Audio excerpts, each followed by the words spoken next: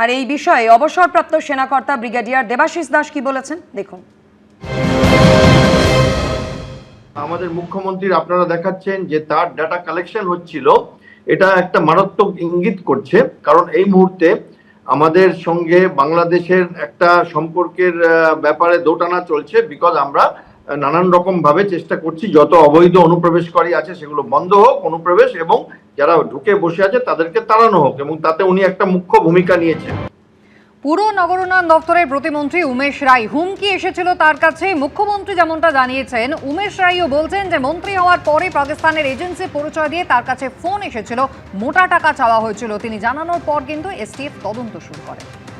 মুখ্যমন্ত্রী কেনা তারা এর আগে দাবি করেছিল যে তারাই মুখ্যমন্ত্রী আত্মসহায়ককে ওরাই মার্ডার করেছে, এরকম দাবি করেছিল। আমার কাছেও কয়েকটি থ্রেট এসছে। আমি একটাই কথা বলতে চাই যে এটা ওই পশ্চিম বাংলা নেই যেখানে জঙ্গিদের আড্ডা হতো। এটা নতুন পশ্চিম বাংলা, যার নেতার নাম হচ্ছে শুভেন্দু অধিকারী। এখন কোনো জঙ্গি, কোনো আতঙ্কবাদী, কোনো আলগাওবাদীর জন্য পশ্চিম বাংলার মাটিতে কোনো জায়গা নেই। এই ধরনের যত সন্ত্রাসবাদী গতিবিধি এখানে হবে, আমরা তাদেরকে ঠিক সময়ের মধ্যে তাদেরকে চিহ্নিত করব, ধরবো, আর তাদের বিরুদ্ধে যা করণীয় সেটা হবে।